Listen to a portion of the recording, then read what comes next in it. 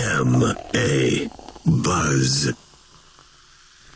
Hello and welcome to MMA Buzz, the East Coast MMA chat. I am your host, Rodney Mann. That's Rodney Mann on Instagram. To my left, we've got Nick Brown, NHBrown44 on Instagram. And rounding out the panel, Trevor Grever Lutz, Grever on Instagram. Collectively, we are MMA Buzz Radio. You can find us on Twitter, YouTube, Facebook, and SoundCloud.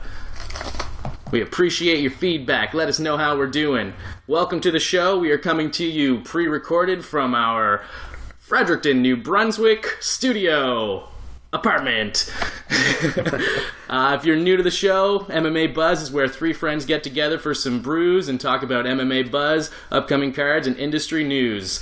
First off, we're going to talk about the beers we are drinking. I'll start us off. I am drinking a non-Canadian East Coast beer. I know, I'm probably going to get flack from our hardcore Canadian beer fans, but I am drinking a Shipyard Monkey Fist IPA coming out of Portland, Maine. Not that far from us, actually. What do you got, Nick? I've got a Garrison Brewing Imperial IPA, unfiltered IPA, 8% alcohol, coming out of Halifax, Nova Scotia. Great beer. Not the first time it's made an appearance on this show. Very true. Trevor, what do you have? Speaking of not the first time on this show, I got Maybe Workhorse IPA out of Fredericton, New Brunswick. It's been here for about a month now. Well, at least canned.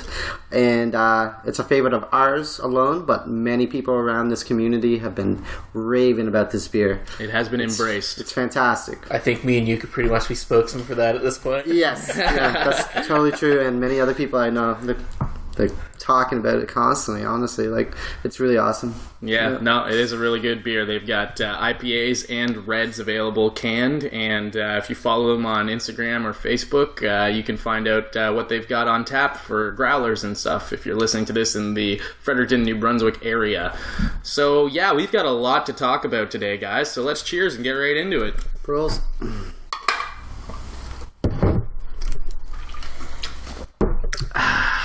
So tasty. Alright guys, what a weekend we had. Some highs, some lows, some very low lows, but some very high highs. Some hilarious. Some tragically hilarious. Yes, we have a lot. We've got a wide range of topics to talk about. So let's go in chronological order and start with Bellator 149. Ken Shamrock versus Royce Gracie. A ages-old rivalry. More so for Ken Shamrock than Royce, but you would be a little bitter if you were on the tail end of one loss or the wrong side of a loss and then coming to a draw. And it's been 20 years in the making. Pretty much, if anybody's listening to this, I'm sure they are familiar with the Ken Shamrock and Royce Gracie feud. And we got the fight no one was asking for. The third fight between these two in Bellator. 25 years in the making. Was it 25? Yeah. Probably something I think it was, that, between 20 and 25. It's been a while. 93, 94 era. So, yeah. All for about 2 minutes and 25 seconds worth of fighting. It probably was the most anticlimactic way that fight could have gone. Going into the fight, we had just come off of a really weird night overall in Bellator 149, and I think this really just capped off what could be described as a swing and a miss from Bellator. However, I think they still have a little bit to work with moving forward for future promotions, given the fact that this was such a weird finish that they might be able to do the fourth fight? Who knows? But yeah, if you didn't see it, it was a quick fight. Jimmy Smith commenting about how Royce Gracie did not wrap his hands going into the first round, and so weird. Yeah, I mean, if you punch with those though. gloves, you're gonna shatter your hand, and it's not like Ken Shamrock's a soft dude. You know, you can land a hit on his forehead, and you're probably gonna shatter your hand, like I mentioned. Yeah, he's a brick, even for 53, I believe. Yeah, he's a brick. Still, like, better shape than a lot of 20-year-olds. So yeah, I mean, speaking about being in shape, these guys were both looking in fantastic shape. Like, they did not show their age at all. Apparently, Royce Gracie has not gone a day without training since the first fight. And Ken Shamrock, I think he looked even better than he looked like in the KIMBO fight going into it. Yeah. Definitely workhorses, right? Like, they definitely... And putting in the work for yeah. sure. Was that like a little call out to the yes, yeah. Thank you, maybe. Yeah. A little product placement here. But yeah, the fight went a little different than anticipated. It was a stand-up affair for a little bit. They kind of they clinched, and it was a kneeing battle where Royce actually ended up potentially landing a low blow. That's what Ken Shamrock says anyways. It was kind of a weird situation because the reaction to the low blow was like a solid 3 to 4 seconds after the low blow, after he landed a headshot, like a knee to the head, and it seemed like it was legitimate the way he was grabbing at his crotch, and then he was falling to the ground, unable to actually defend the forearm shots coming from Royce, who went down on him immediately because the ref didn't see the low blow, and yeah, it was called pretty quickly because Ken wasn't defending himself; he was grabbing at his groin. Trevor, you sound like you're ready to jump in here. So what's the deal? I saw like the reason the knee actually got Ken in the head was because he had actually grabbed for his crotch and didn't have his hands up to defend any type of clinch work that was going to go to his face, because he was already worried for the stomach and such, but he was already grabbing for his, groin area, and then it kind of connected in the head. But you know what it's like with slow-mo? It's like it's really hard to distinguish how long it actually was. It looked to me like he dropped his hand as soon as that knee hit him in the head. Yeah, it did seem that way, right? It was like a millisecond. And it was almost like when he was on the ground, he was just making an excuse. Sometimes groin shots are, they take a little time to kick in, just like a liver shot too. I don't know, that slow-mo replay looked an awful lot to me like that caught him right in the top of the leg. It did look like it hit him in the hip flexor area. Yeah, I feel the same. I've watched the replay numerous times, but at the same time, a cup doesn't just go around the shaft of, like, your dick. No. It's, like, literally the edges of your groin, and if you get a hard enough glancing blow off of, like, the thigh area and going into the cup, which it did seem like could have been an actual opportunity, option. Yeah, exactly. It could have pushed it in. So yeah, I mean, I feel for Ken. He obviously trained his ass off. I watched the pre-fight shows for this entire night, and it really looked like Ken was taking this one to heart. And it's just another one of those situations, just classic Ken Shamrock, always getting the raw end of the deal. Yeah. Yeah, I don't know. He should definitely give it up. That's for sure. I don't know if he is, man. I feel like we're going to see Ken Shamrock, Royce Gracie 4. Like, I feel like that is the only two. That's the only people he can put him up against. It's like the Legends division we've been hearing so much about in Bellator. Love the guy, but down here. I agree. Yeah, love the guy, but it just. Well, if he was good enough for this fight for you, what's another couple of months? He did train. I mean, train people. Train other fighters. I agree with you. It's time to give it up. I just don't know that he's ready to do it. Yeah, it's fighter mentality, too. Yeah. He's hard-bred. Yeah, and I mean, a lot of people tuned in, which we'll get to later, so if he's putting butts in seats, a la Coker. Yep. It's butts. Just, butts in seats. I also have a rematch written down. I think that this is just pretty much the only person that Ken Shamrock will want to fight right now, and there isn't really anybody else on the Bellator roster aside from, if Bas Rutten came out of retirement. Exactly, right? Even though Ken's beat him twice. But still, it would be a fight. A good fight. Actually, I'd watch it. So speaking of good fights, how about KIMBO versus Dada 5000? What we saw there has got to be good fight. One of the worst fights I've ever seen on live TV for free. you know? Like, Yeah. It was down there with, like, a Jared Rusholt fight. Yeah, the quote me from here from my paper, it says, worst fight ever. There's bad, but then there's really bad. Neither of those guys were in fighting shape. That's the problem, yeah. Especially that. And 500, I mean, 5,000. neither of them probably thought they had to be in any better shape than they were, because they both thought they were going to take the other guy out within 30 seconds, and it was going to be all over. Yeah, I definitely thought it was strange when KIMBO went for the takedown and then just laid on him. Like, that takedown, I think, is what gassed him and put him over the edge. Yeah. And then after that, they were screwed.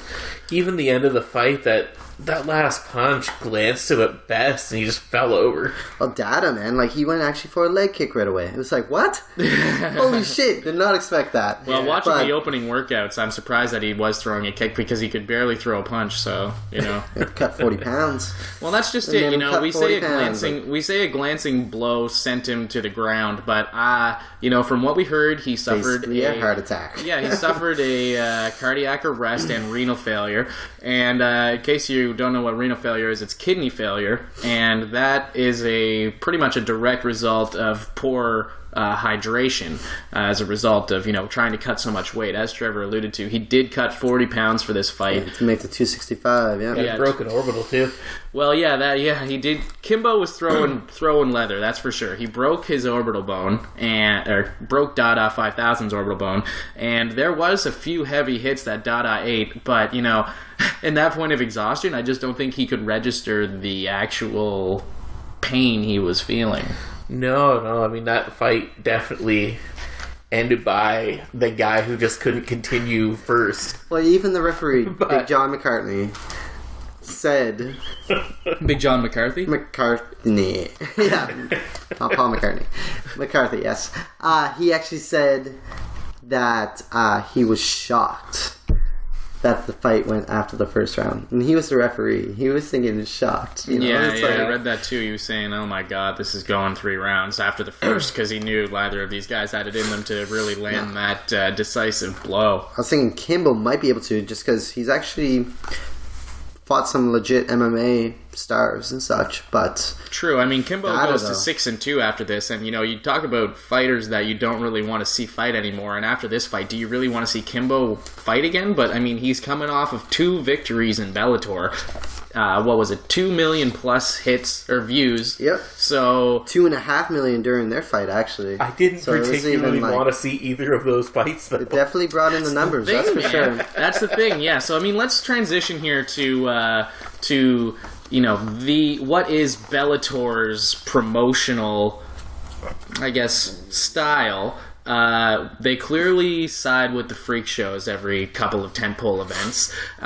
Personally, I side with Ariel Helwani, where he's saying this was a perfect opportunity to put those up and coming people like, you know, what's his name, Michael Venom Page, MVP, and I'm thinking like. Will Brooks. Will Brooks, yeah, sorry. Well, Will Brooks is kind of at the end of his contract, so I'm not sure that they'll put him in. But there's a lot of up-and-coming Any of the talent. Ferreras? Yeah, there's a lot of up-and-coming talent, but they really just kind of put on, like, real random cards. There was a few random fights, a few snoozers on the event. But probably what stands out to me in all of that, aside from the freak shows, was actually Mike Tyson commentating. Oh, during Melvin Gillard's fight, yes. Yeah, part of the freak show, exactly. So Ariel actually Melvin Gillard's fight, he was commentating, yeah. Yeah, so Ariel live, like, while it was happening, described him as giddy, and later on in an interview with Jimmy Smith on the MMA Hour, he described him as high on life. All in a glowing light, really, when I think we're all sidestepping the obvious that he may have, you know, either been on some type of medication or perhaps booze, even despite plus saying... both together, maybe? Perhaps, yeah, I mean, I don't want to speculate or throw any shade, but he definitely was... I've seen Mike Tyson host, like, glory pre-shows, and he's not acting like that at all. There was clearly something wrong with him. He wasn't just high on life. I think that Ariel's using some, you know, a little bit of... lucid terms. Yeah, exactly, just to get it across. But, yeah, I mean, it was weird. Jimmy Smith in the interview, he says when they went to commercial after the first round, Mike didn't know they went to commercial and was rambling on and on and on. And that's why in the second round, he's talking about his wife and all kinds of things, because he wasn't really sure that they were actually on a commercial at all. Like, I'm not sure he even knew where he was. So, Jimmy Smith goes on to explain it that they didn't want to put him commentating Dada 5000 and Kimbo Slice because they thought it would be done in 30 seconds and they wanted to get more time out of Mike. And they didn't want him doing the Hoist Gracie versus Ken Shamrock fight because they thought there would be too much grappling and then it wouldn't be like a stand-up affair where Mike could actually have some input. And, I think the Garrett fight was a good fight to put him in. They said, they figure it's going to be a stand-up affair and it'll probably go into the second round, which it did. But I'm thinking in hindsight, they probably wish they had him on the Gracie fight because he put his foot in his mouth hard there. It's hard. I do worry about Mike Tyson after this. And really, I worry about Bellator as a whole. This card was, in my opinion, a huge misfire with... it was a little bit entertaining, but at the same time, it was just like a comedy of errors, just a circus. So, yeah. The best thing to come out of this card for me was the Dada 500 hashtag. Yes, Dada 500, that was good for a laugh. Their Twitter was great for about 15 minutes. Yeah, that's true.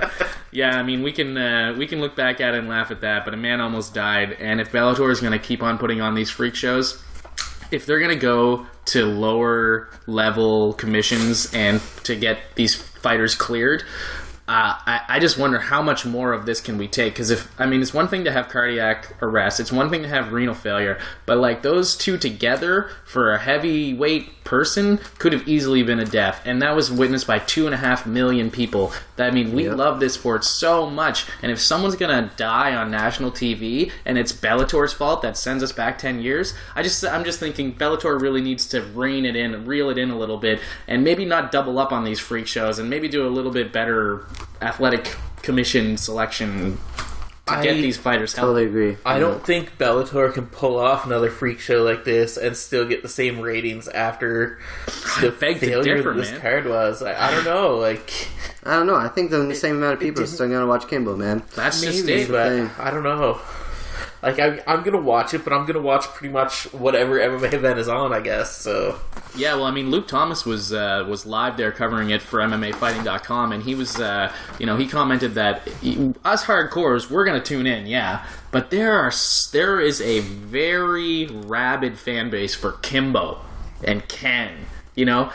These people are constantly in the millions of views on Spike for any event that they're in. So, Spike's just going to do what Spike's going to do. They're going to get those Viacom numbers and, continue putting butts in seats. They want to make money. They're a for-profit company. So I don't think that I think the whole thought that they can't, I think they're going to anyways, despite what we think. I don't want to see it, don't get me wrong, but I think it's going to happen again. What we want to see and what guy who's not going to tune in without the freak show wants to see are probably different. But that's just it, yeah. I got a couple more things to say about this Bellator event. Yeah, sure. Wrap it up. We're going to move on to UFC. Emmanuel Newton, not looking too good lately. He's actually on a 3-fight skid right now. He had 2 wins over King Mo. But ever since then, he's just not been looking good. It feels like he had hit his stride there for a bit, but it's just been going downhill. And, Mavic Gallard, man, what have you been doing since UFC? He wanted to go... maybe fight some newcomers or get some easy wins, but right now you're on a 2-fight skid, 3-fight skid, I believe. 0-2 in Bellator with this crazy KO during Mike Tyson talking, but didn't really get that much commentary on the crazy KO that happened, but he was hit with so many punches and then just toppled over. And he missed weight. So, and he missed weight on top of that. 2 fights, 2 missed weights. Not good, man. Yeah, Melvin Yard's like amateur hour over here. Just a weird card in general, but I'll be tuning in just like the Well, that's just it. Fan, yeah, right? We're going to be talking about next Bellator card after all of these, after we talk about UFC Fight Night 83. But it's just one of those things where, as a fan, you got to deal with the bullshit just to get through for the good stuff. Yep. But Jimmy Smith, in his interview, I'll just mention this one last time, said you got to vote with your eyeballs. You know, if you want to see the up-and-coming people fight, you got to tell your friends, tune in, check these guys out. You got to get those people watching. A lot of word of mouth, so it's quite a vicious cycle where if you support the freak show, you're going to get the freak show. If you're not supporting, you know, MVP, you're not going to get MVP. You're not going to get all of these like the UK invasion folks, you know. Like, it's just not going to happen. Paul Daly and such. But anyways, let's transition to a good night of fights, shall we? UFC Fight Night 83, Cowboy versus Cowboy, American Cowboy versus Brazilian Cowboy. That's Donald Cerrone versus Alex Oliveira. Cerrone impressing everybody, I think, and you know, I don't think we expected much from Oliveira. It was a short notice fight, a week and a half notice, and you know, Cerrone improving to 29-7, Oliveira falling to 13-4-1. He was the underdog, so I don't think anybody's surprised. You know, a brilliant game plan coming out from Cerrone. Both these guys said they were going to stand and bang. Cerrone landed a weird, kind of like twisted Oliveira up in a weird takedown. Just a beautiful transition to get up in full guard or full mount, and then literally, like, it just looked like someone was teaching in front of a class about how to get a submission, and the person that was there to take the submission isn't supposed to defend because flipping the guard. Yeah, exactly. Like, he just walked over him and pulled that triangle into place. Of course, Oliveira tapping about 300 times as soon as possible. Cowboy with the Nate Diaz steez, without the arms under the throat or anything, just straight up choking him out with his legs. And Mario Yamasaki taking his good old time to break them up. Trevor, what do you think about this fight? Cowboy versus Cowboy. Awesome. I mean, he was getting tagged on the feet a bit, but and you could tell that Oliveira was going for the body because that's his weakness, as Cerrone has shown. He's shown that his quote, weak liver. Must be from all those Budweisers. Yep. But he showed that he got some adversity from Oliveira and then took him down, and it's just like you said, like his weird scramble. Got the choke. He always showed that he has an amazing submission game. Great Muay Thai and great groundwork by Cerrone.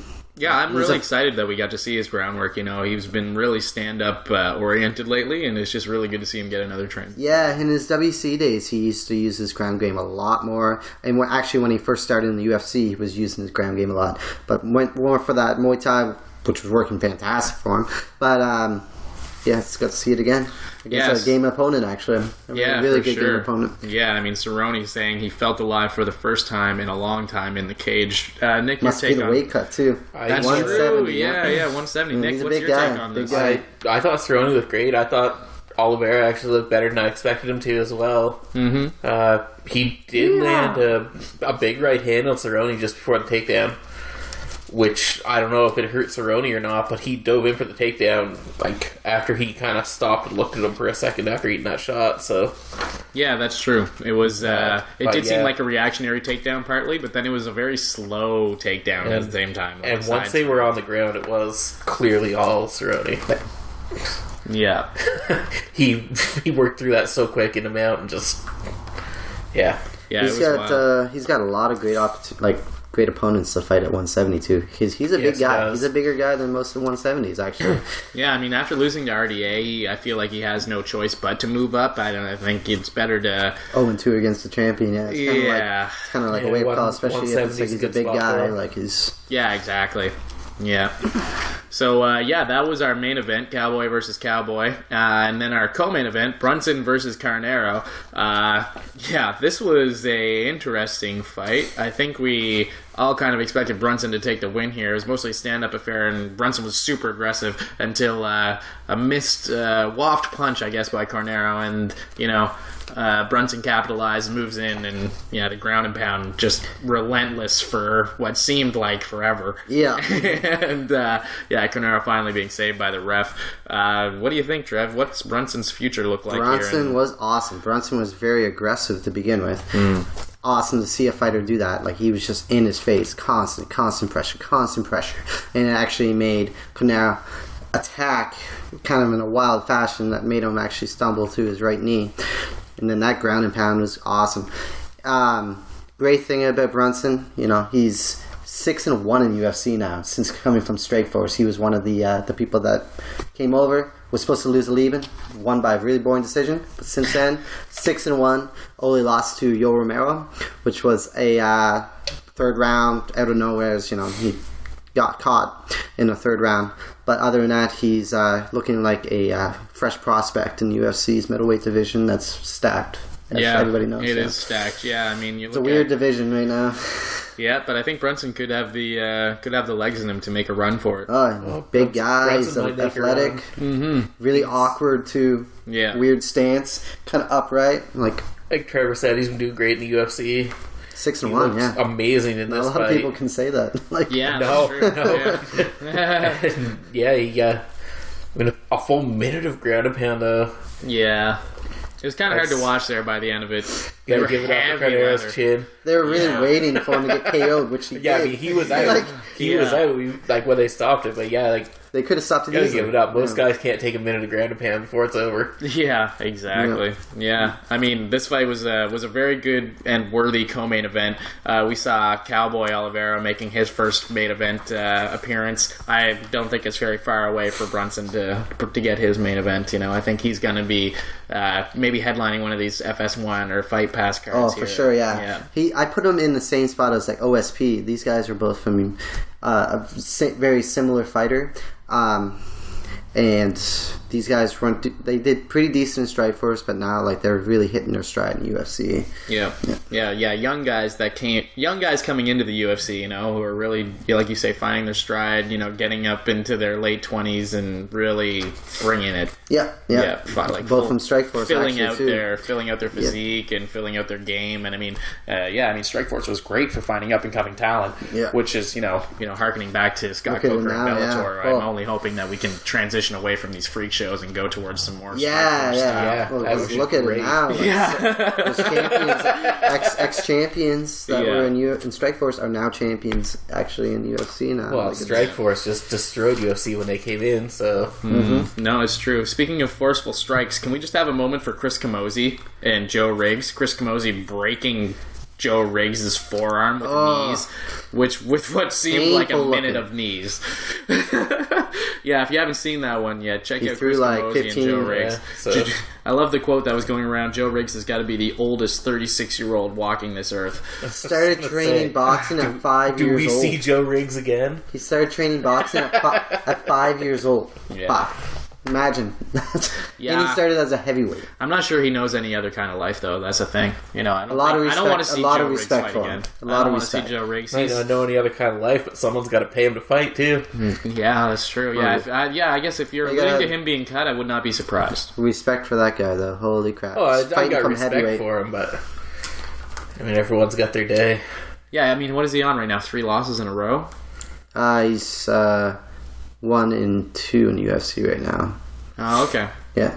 Well, regardless. Last time. Oh, yes, that's true. Yeah. This did not look good for him, and if he's got a broken arm, it's going to be a while. And he shot himself in the leg recently, too. While cleaning his gun. Yeah, that's true. Okay, this one quotes from all the MMA sites are, he's got the most interesting run in UFC history at the moment, in a way, looking at it. Anything else you guys want to talk about on this card before we move on to our segments? Yeah, I mean, there was a couple other fights that need to be mentioned. Definitely Oluwale Bamboche and Daniel Sarafian. Oh, yeah. I was really looking forward to that one. I know I mentioned it before the fight started, that was the one I was looking most forward to besides the Cowboy fight. And I got what I... expected? No, not necessarily expected. I was just expecting a great fight, and I got a great fight. Bamboche, who I kind of hoped would win, even though he was the underdog, took it with a head kick through the gloves that almost knocked him out. That's right through the guard, Yeah, so, strange style, too. That and Lauren Murphy, Kelly Fastholds. Yeah, oh my god. Bloody, almost full 3-round war. I mean, 5 seconds short of going to the decision. Yeah, that's true. I'm surprised it was even 5 fight. seconds left. Yeah, and she really showed the heart of a warrior there, coming out of nowhere. Lauren Murphy, that is, and really pouring it on in the second and third round. The Fastholz, she was coming in with 8 days' notice. Primarily a jiu-jitsu fighter. and really brought the pain on the feet. She had great striking. I really look forward to seeing her fight again. I'm actually a new fan. Like, no love lost on her with that loss. No, they both got a decent career coming up in the UFC, I think. Yeah, I agree. Was that the fight with the blood splatter on the screen, from what I've been hearing about? Yeah. Blood splatter on the screen, blood splatter on the announcer's table. Yes, that's blood true. splatter everywhere. Oh, yeah, there was I one sadly slow-mo. have missed this fight. I really need to watch There it. was one slow-mo part where Murphy's raining down punches from ground and pound, and Fasthole's face is just filled with blood, like quite literally filled. You can't really see her face aside from her chin. And when Murphy lands the blow in slow motion and then brings her hand up, you just see the outline of a glove. And it's just the rest of it's all red, and it's just a clean glove on her forehead over her eye. It was really impressive. I agree. That's definitely worth mentioning. Trevor, anything you want to talk about before we move on to our segments? James Krause, he was looking awesome on this card against was it Shane Campbell, I believe? Yes, real scrappy fight. Awesome, great. Krause has looked awesome since being in the UFC. It was my first time seeing Shane Campbell. Shane Campbell, primarily a kickboxer, yeah. Awesome thing about Krause is all-around game's really great. 29 years old and owns his own gym. Like, Yeah. guy has a bright future. Yeah, for sure. He beat Sam Stout in his debut. Yes, yeah. Third round Darce choke. That's when I was like, this guy's gonna be somebody to look forward to. Yeah, Darce choke's pretty rare, so Yeah. if you can cinch that up, then you definitely have a future in the UFC. Quick shout out to Cody No Love as well. Impressive finish for him too. Yeah, really hard-hitting fight there. Yep. Yeah, Garbrandt's looking really good. I guess that's what happened when you stop training with Bang. Yeah. I actually have one person else to talk about. Yep. My love for Kawajiri. Yep. From the Pride days and Dream, everything. I mean, he lost, but he looked awesome. Still looked really good against Dennis Bermudez. Yeah, I mean, He's Dennis a really Bermudez game is an easy opponent, way out. and if he doesn't get cut or he retires, then they'll probably most likely keep him from some UFC Japan or some type of Asian-oriented. Yeah, I fighting agree. card I this think next year. they really need to make the most out of the Kawajiri signing. They really need to bring him to like an Asian market, give him a can, really build him back up. Yeah, I mean, he's looked great in all his fights, but it's just Yeah, he's just on the tail end of it. That's what I'm saying. Like He's just older. He still looked impressive at this age. The thing is he just keeps losing these close fights. So he needs a few wins to really get the and I think if he fights at home, it's a great advantage too. Yeah. Yeah. Especially jet lag. I suppose so. Yeah, that's true. I'm That's sure just he's something I taking always the kind of proper- think about with the. I mean, Not everyone can Conor McGregor it and show up a few months early. yeah. Or Verdun. Yeah. So yeah, without further ado, let's move into our segments, guys. Our first segment. We got more events. Oh, that's true. I've been cut off because I forgot we were going to touch on World Series of Fighting 28, sorry. And, Nick got to catch World Series of Fighting 28. I was only able to catch the highlights. So, Nick, why don't you tell us about your highlights from World Series of Fighting 28? And I was out for it. Nope. I only caught the last few fights, well, just for a second, I'm going to touch on this Yager McWilliams thing. Jamie Yager coming off of, he's not the UFC anymore. He really needed to win. His opponent left. So, short notice, they bring in McWilliams, who has a record of 13-32, brought in just to lose to Yager, and did so impressively in material. 38 seconds. But the standout was definitely the main event. Reyes Barajas, minute and 13 seconds, TKO by leg kicks. Reyes didn't throw a single punch.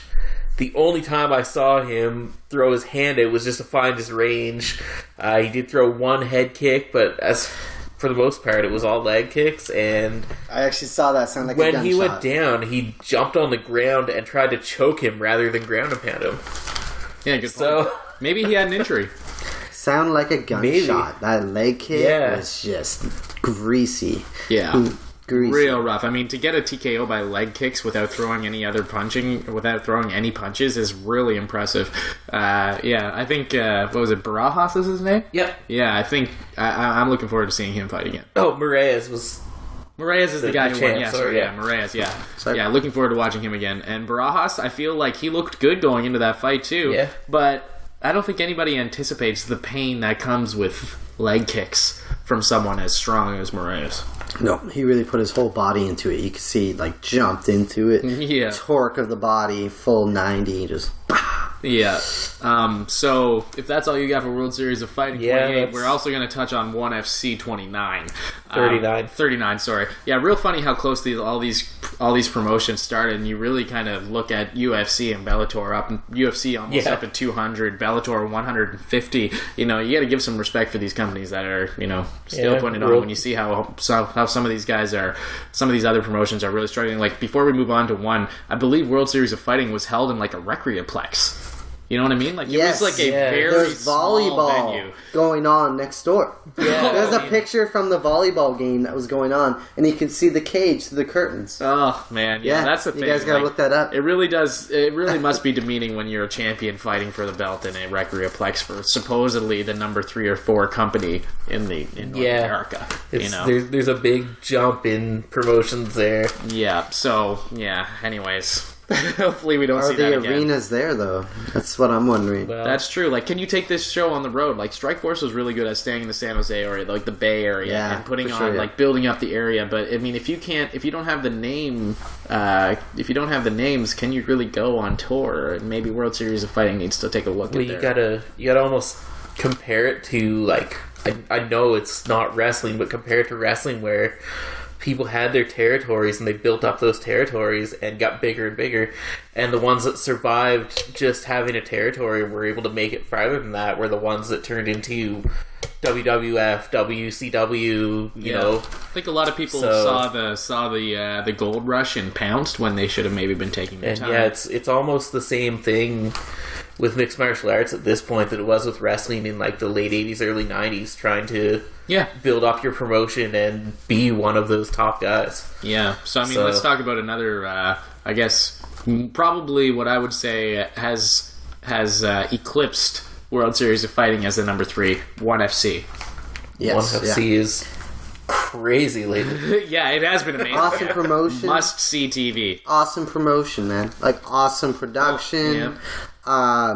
It's run by fighters. The rules. Yeah, like, exactly, yeah. There's Rich Franklin as, like, the, I think he's, like, co-owner now, I believe.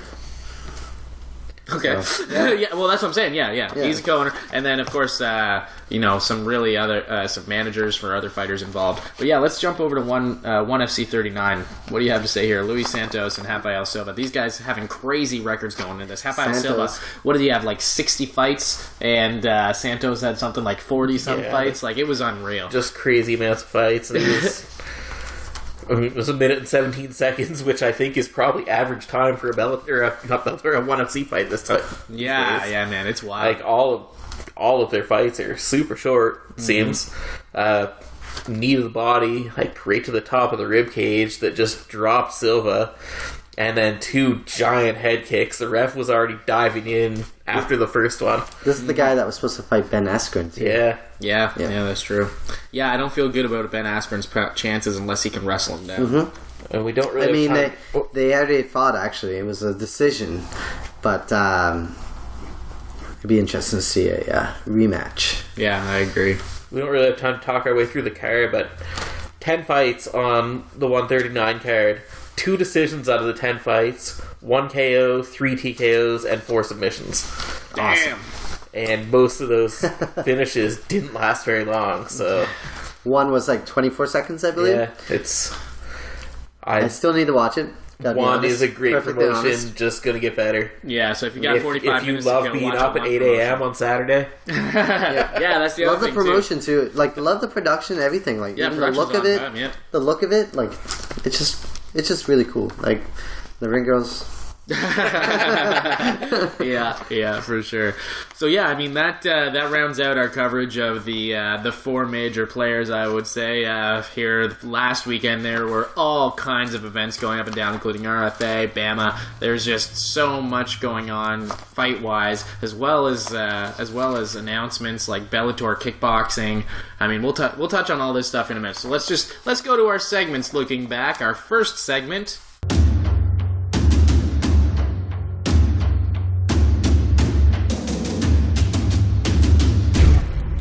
The half-cut uppercut. All right, Trevor, what do you got for the half-cut uppercut? Derek? Who impressed you the most? Who came out of nowhere? You know what? Didn't necessarily come out of nowhere. I'm just really stoked on this guy. Derek Brunson. Really looking forward to seeing what he's going to be doing in the future. He's always been kind of the underdog, I find, in fights, and he's always been fulfilling. Other than against Romero, of course, like how I said earlier. But I look forward to see who he fights in the top 10 coming up. Suffice to say, he's turning the corner in his career. Yes, yeah, for sure, yes. He's definitely going to be fighting somebody big next. Especially with the way middle division is going. Yeah, no, good point. Yeah, I mean, you have to pit these people against each other because they're so busy at the top that there's always going to be somebody left out of the mix who's going to have that fight. Exactly, and Brunson with the wind at his back is, I think, poised to step into that place. Mm-hmm. Nick, what do you got? Half-cut uppercut for the weekend that just passed. My half-cut uppercut is actually going to jump into a card we didn't mention, which was RFA 35. Title fight for the vacant lightweight title. Yes, yeah.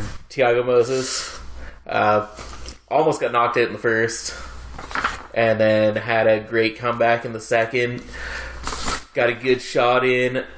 He stumbled David Castillo, and then he just kind of jumped on the opportunity, took him down.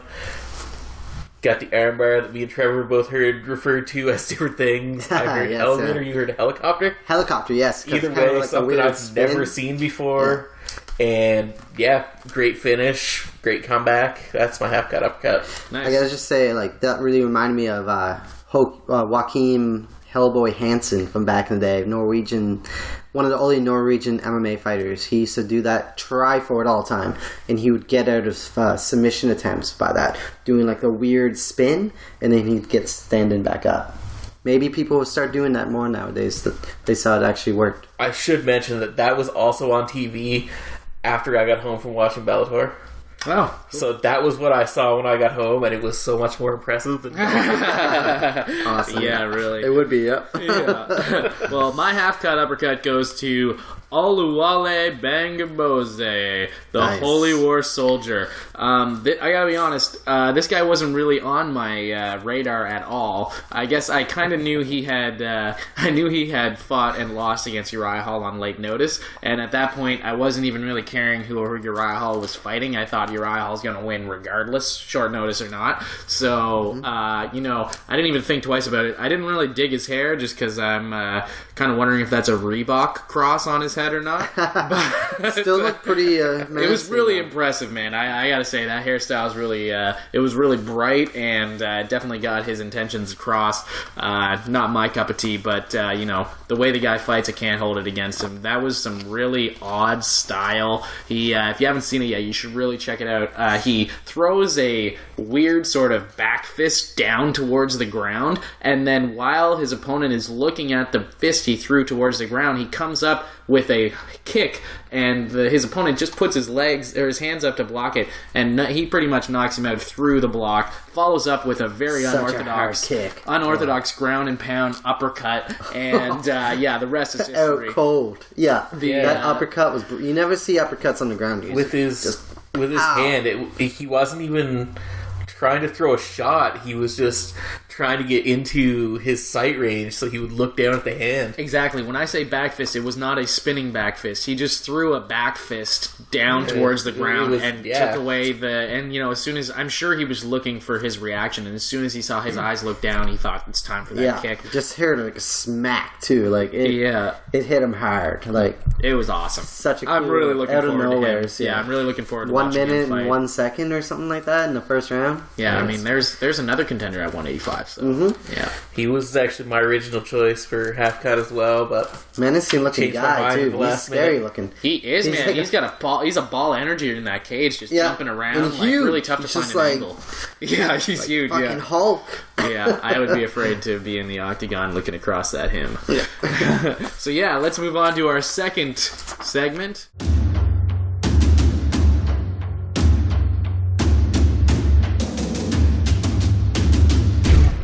The full bladder splatter. All right, Nick, who pissed the bed the worst for you, in your opinion, the past weekend of fights?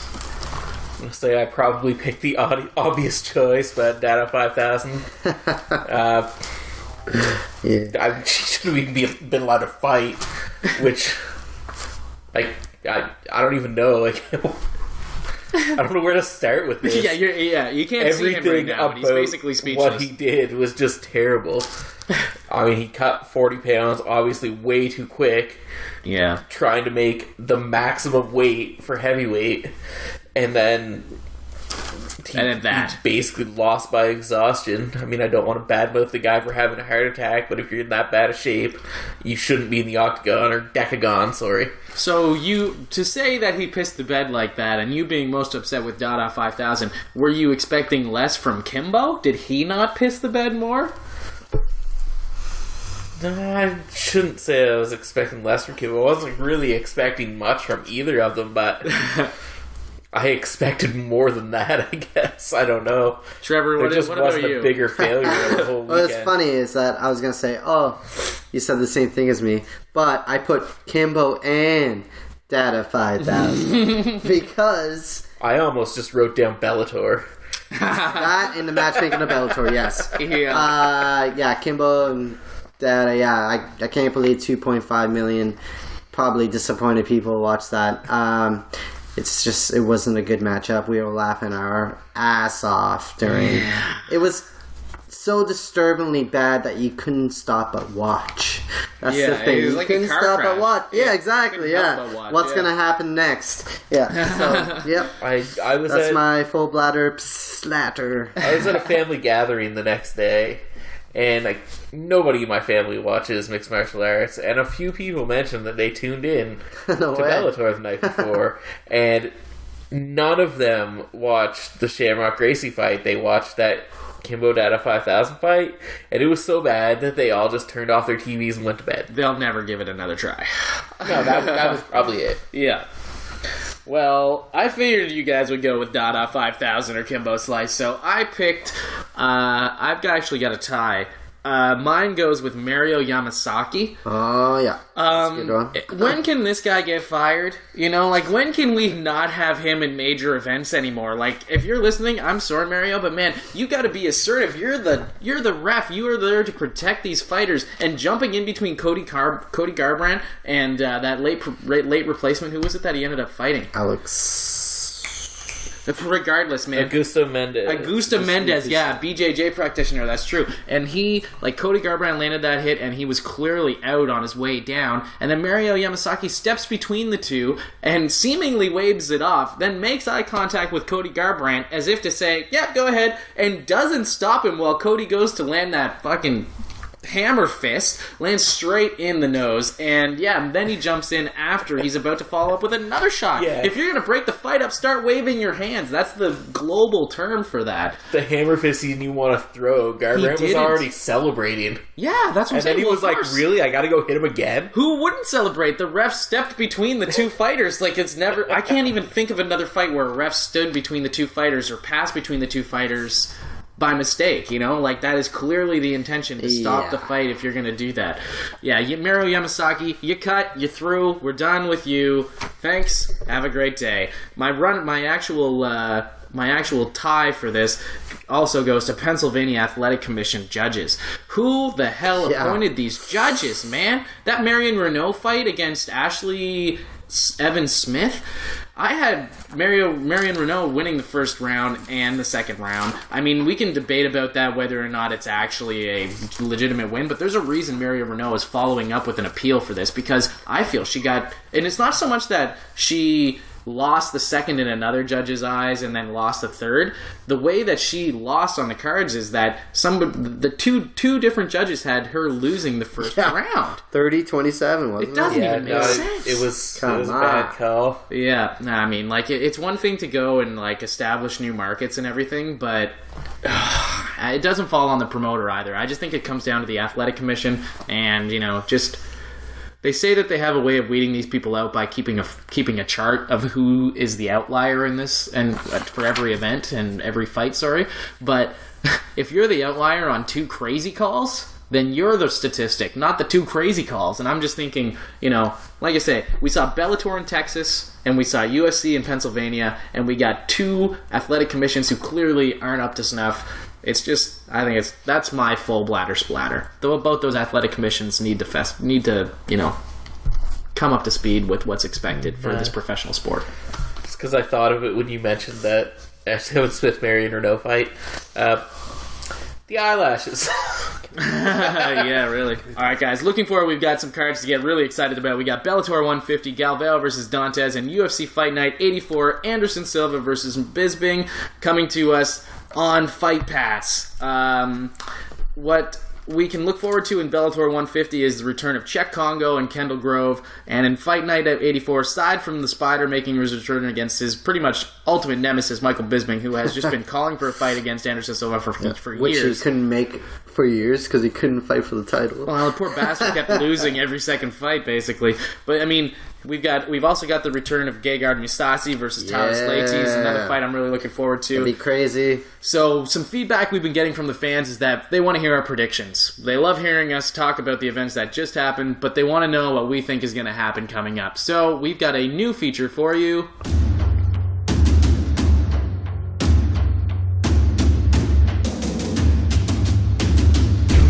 Predictions. Yeah. All right, so I wrote some down out of nowhere. So, looking at Bellator 150, let's just talk about the main event here. Galvao versus Dantes. I mean, we've got 2 submission and grappling, or submission versus striking, and it could go either way. Trevor, who do you have? Galvao versus Dantes? I got Dantes. He's been really exciting his whole career, other than that knockout that has happened to him in Brazil when he was actually champion for Jungle Fight? For Bellator, yes. Bellator, yeah. He was champion for Bellator, but he had actually got KO'd in Jungle Fights in Brazil during being a champion in Bellator. Yes, so it didn't really show that well for being a Bellator champion at the time. So they were like, maybe we shouldn't help, let our champions go to other promotions and fight. It just shows other fighters are out there are fantastic also, right? Yeah. But I'm going to go with Dantes. Nonetheless, he's a really awesome fighter. I agree. I think Dantes is going to get that knockout here. And, we'll wait and see. Nick, who do you got? Yeah, I got Dantes as well. What? This is funny. Shouldn't one of us pick the other guy? I mean, hey, we didn't know who we were going to pick coming into this. This is a new feature. So. I didn't know we were going to do predictions coming into this. Well, there you go. Putting everybody on the spot. I got my UFC ones, but I hope you guys enjoy them. Yeah, all right. So Dantes, 3 across the board. Won't we have egg on our face if we are wrong? But you know what? I wouldn't be surprised if Galvao comes out and really impresses us too, because he's had a couple good fights recently as well. Yeah, on his very true. Very true. I mean, obviously looking forward to Kendall Grove and Czech Congo. I can't believe they're fighting. That's a heavyweight versus the middleweight. No, they're not fighting each other, bud. They're in 2 different fights. Wondering. On that paper, I'm like, oh my god. Oh, no, sorry. Francisco Prince, Czech Congo fighting Vinicius Caros. Exactly. No, because Kendall Grove just had that amazing flash knockout in his last fight, so I'm really looking forward to see what he's got. All right, so predictions. UFC Fight Night 84, Silva versus Bisping. Nick, why don't you start off and tell us who you've got between the Spider, Anderson Silva versus Michael the Count Bisping, happening in London. Oh, I got the Spider on this one. Do you? Interesting. What do you got? Somehow Bisping's never been defeated in the UK. I want to see it happen. Yeah, well, I definitely got the Spider. All know how I feel about Anderson. Well, that's just it. Bisping. It would be Michael Bisping versus an apple, and he would choose the apple. I definitely got the Spider. Come on, no matter what he looked like against Nick Diaz is you see how many a phenomenal fighter. So And he might have been tentative boxing with Diaz because, well, Diaz was really faking him out at the same time. But I don't think Bisping has anything for Silva. Still. Never will, never... Never will. He never will, yeah, exactly. Yeah. Silva got that same shot during the commercials on Sunday night. Yeah, that's true, yeah. And he... They had that Bisping commercial tends to on. lose to Silvas. Every break Rondelli had it. that commercial was on. Anyway, what do you got, Rodney? Well, you know what? I've got Bisping to win, and the reason I'm going to tell you, the reason why is because I think that you're right. I think that Silva respected Diaz too much in the last fight. I think the Silva of old is gone after his injuries and his knockout. I think Bisping is hungrier. And I think Bisping actually does have the power to put Silva on his back. I mean, Chris Weidman, did I see him knocking out Silva going into that fight? I did not. And I just think Silva, coming off of 3 fights that he just didn't look the same as he always did. I think Bisping's hungry for it. I think Bisping, using that momentum of always winning in the UK, is going to take this and really set Silva on, I just think Silva after this fight is just going to... Well, I don't see him retiring. I just see Bisping winning and Silva continuing on that path of uncertainty, I don't know. He's 40. He's been fighting since, early 2000s. Bisping is... Probably be done after if he loses the Bisping of all people. Bisping is on a 2-fight win streak. He hasn't looking good. Yeah. I don't want him to win, but... Well, you know what? I'm not gonna badmouth how good he is because he's doing good. He's a good fighter. So it's true. I mean, he is good at getting eyeballs on the TV, and he is good at actually fighting. And really good talker too. Yeah, just in general too. He's just a really Yep. He's so good at shit talking. Plus, just really knowledgeable in the world of mixed martial arts. So. Yeah, I might not like the guy, but I can't knock his abilities. So DJ too. As we mentioned, we did not discuss our predictions coming into this podcast, so it's kind of funny that I was the odd man out on this one, but I guess not. I'm probably one of the few in the world who's choosing that. So looking at the co-main event, guys, Gegard Mousasi versus Thales Leites. The return of Gegard Mousasi. I don't think he's fought. When was the last time he fought? It was probably 6 months ago now. Yes, against Uriah Hall. Yes. Yeah. So man, what a brutal knockout to suffer by the hands of Uriah Hall. That spinning kick landing right in the cranium of Gegard Mousasi, sending him to the ground out cold. Against Thales Leites, also a heavy hitter. What do we got today? What is your prediction? Well, Thales Leites is a heavy hitter, but he's more known for a submission game as a BJJ black belt. I have Mousasi in 3rd round TKO, a decision, because he's going to work him hard, just like Bisping did. Mousasi's got the jab, he's got the finesse, he's got the experience, and I think he's going to take it. But I wouldn't be surprised if Thales gets a quick, slick submission out of nowhere. So. Yeah, no, I agree. I've got Gegard in this one as well. I think he's going to bring the hurt to Thales Leites, and I think he's going to beat him up on the feet, and I think he's going to probably get the TKO ground and pound. I'm going to say 2nd round. I guess, again, we all agree because I see Mousasi winning this one as well. Both guys coming off losses. Both of them could use a win. Leites, interestingly, coming off a loss to Bisping, who's in the main event. But I also see Mousasi, so I guess we'll see what happens. Either we're all going to be real right or real wrong. That's why we don't bet anymore. Yeah. Actually, one of the biggest fights on that card I'm looking forward to is Rivera versus Pickett. That should be an awesome war. That's true. And also the return of Amirkhani. Americani, a Finland superstar. Yeah. I guess Tom Breeze too. I don't know. Yeah. Rostum Kobalov is back in there too. It's a big card. Yeah, the fact that this is on Fight Pass is really making me happy that I've been spending $10 a month in perpetuity since it came out, because this is finally, I think, regardless of the months where we haven't gotten anything on Fight Pass, this kind of makes up for it tenfold, I'm stoked on this card, and the fact that it's just coming with what I already pay for is just, all that much better. And a good time of the day, too, because it's back in the UK. So. Yeah, that's true. Early show, so don't forget to set your clocks on the East Coast, Atlantic time zone, 5 p.m. It's going to be an early night. So on a somber note, we do want to take a minute to remember Kevin Randleman.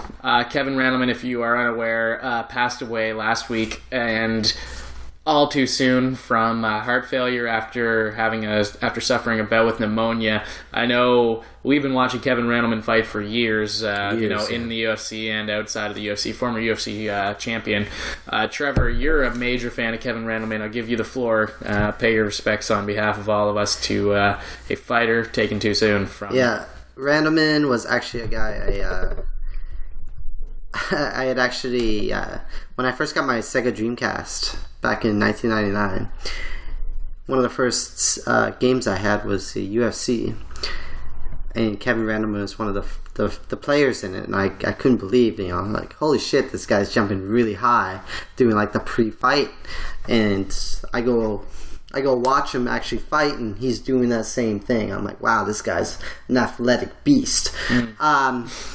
So I go on to watching his KO of Crow Cop in Pride, which was one of the biggest upsets in MMA history, still to this day, knocking out the wrestler, NCAA beast, knocking out one of the scariest strikers of all time with a he went to shoot for a takedown, went for the left hook, and then gorilla fisted him, KO'd him. I'll never forget Mauro Ranallo calling that fight. Yeah. Kevin Randleman knocked out Mirko Crow Cop. He has knocked out Mirko Crow Cop. Yeah, Kevin Randleman. Yes, still so amazing. Intense. And the time he dumped Fedor Emelianenko on his head. Oh, yeah. Almost KO'd him, but then Fedor scored him and brought his arm back. The thing is that the reason Fedor brought his arm back, where he wasn't injured, is because he had so much respect for Randleman. Randleman is known for being one of the nicest guys in MMA history. He actually was talking about before he passed away how McGregor, McGregor brings this like persona to hype himself, and how he was doing that same thing back in UFC, the early days, and back in Pride. And he was talking about how much he was excited to see RDA versus McGregor, because he felt like he was almost type of a pioneer. He was a nicest guy outside the ring, and he really tried to promote himself inside the ring. And that's why the Japanese fans and the American fans loved him. And R.I.P. Randleman.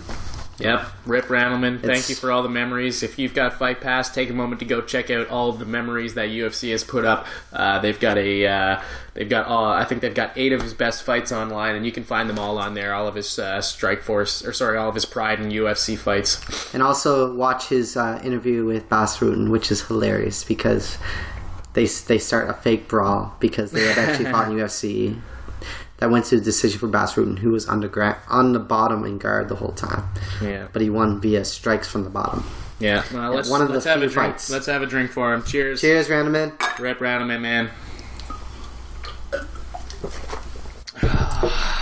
So let's transition and talk about these beers. How these beers have been treating us. On a lighter note, I see, Trevor, you have finished your Workhorse IPA. And you have transitioned to... the Red Racer IPA, India Pale Ale. Yep. From Surrey, British Columbia, Canada. If you are unfamiliar with Surrey, it is a ghetto of a place. So this is a I've never been, but this is a real diamond in the rough coming out of Surrey, BC. Red Racer's been a staple here in the household, the mansion, as it were, for all of our UFC events. And we just recently got Trevor onto the Red Racer IPA train, and very happy. Yeah, it's a great beer, fantastic, really Trevor nice. Got on the Red Racer train as soon as I got off it. I think so. Yeah, the timing is impeccable. See, the thing is, it's not a local beer to us, but it is from a craft brewery, and we are so excited to have it here in New Brunswick, of all places, across the country.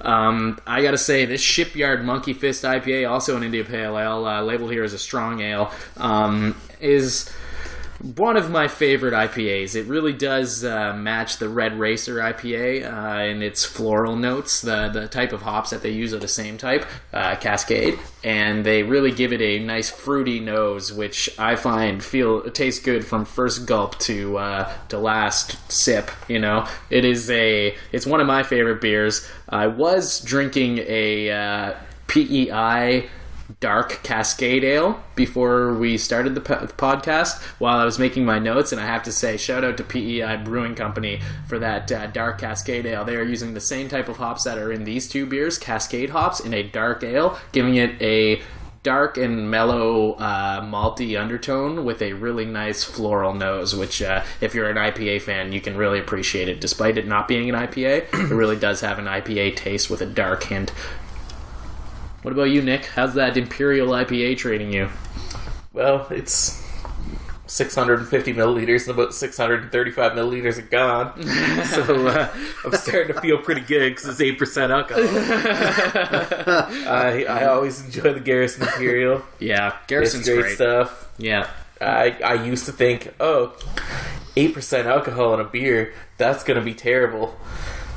But that was because I was buying like Labatt Wildcat or something. The wrong beer. So, yeah, now that I'm drinking craft beer, I look at it and I'm like, that's nice and wild. What's wrong with this IPA? It's only 5.5% alcohol. So yeah, this is not wrong. Garrison has got to be one of my favorite local beer companies out of Nova Scotia. We're based out of New Brunswick, but it's our neighboring province, and lots of great beers coming out of Nova Scotia and New Brunswick right now. And Fredericton especially. Just want to note that we just got done going on a little blitz of adding all of these beer companies on Twitter. Now that we're on Twitter, MMA Buzz Radio, if you're listening and want to connect with us, the beer companies have been great for reaching out and giving us their support, and we're really looking forward to bringing on and featuring some of these beers. Coming up in the next couple of weeks, we're going to be visiting the Fredericton Craft Beer Festival, and we're going to be bringing you a beer oriented podcast specific to that festival on March 12th. Sorry, March 12th is when it happens, so we'll probably try to get to you on March 13th, barring any type of terrible hangovers. But they've got 50 different breweries coming in to show off their wares, and really looking forward to tasting all of the craft beer on the east coast of Canada. Yeah, there should be lots of good breweries hitting that one. Yeah, shout out to Lloyd for hooking us up. We're really looking forward to be there.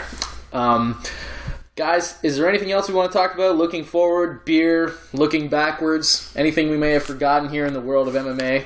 It's been a crazy few days. There's a fight I'm really looking forward to, actually, is Verdun versus Stipe Miocic. That is correct. UFC also, 198 just announced. Yeah, just announced. UFC 198 has its headline.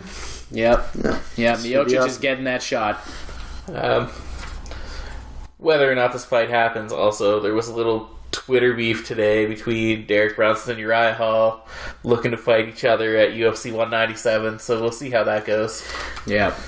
Also, Overeem had recently signed his new contract to UFC, That's and true. he's fighting in the Netherlands, and they're card in March. Yep. And there's rumors that it's going to be against Andrei Arlovski. It's already been signed. It's not just a rumor anymore. It's awesome. Andrei Arlovski against It's going to be an Overeem awesome fight. Something that's... in Denmark. Yeah. Oh, okay, my bad. Not the Netherlands.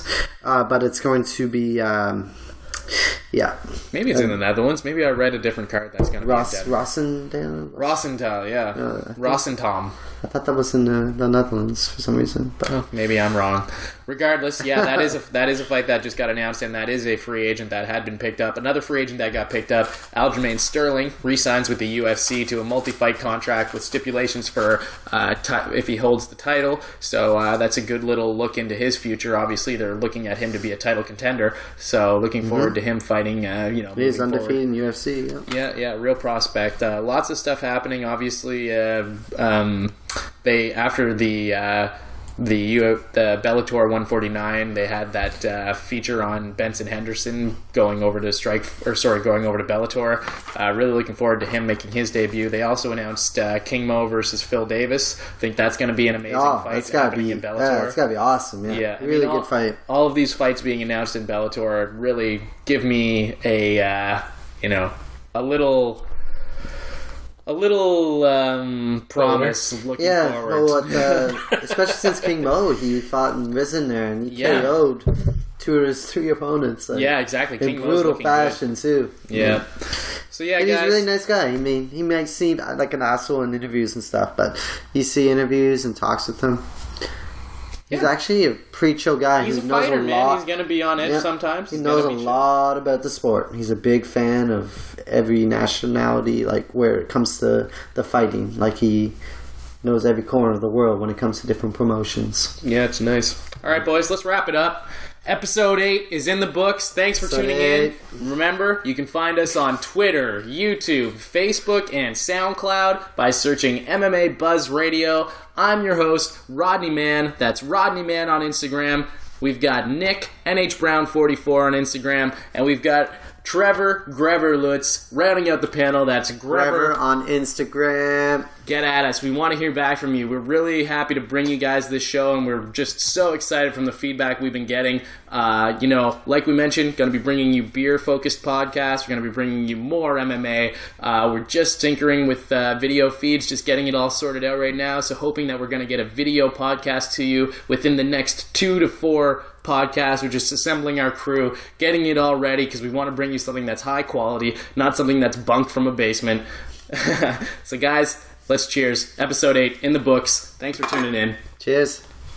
MMA Buzz. Brought to you by The Beach Radio.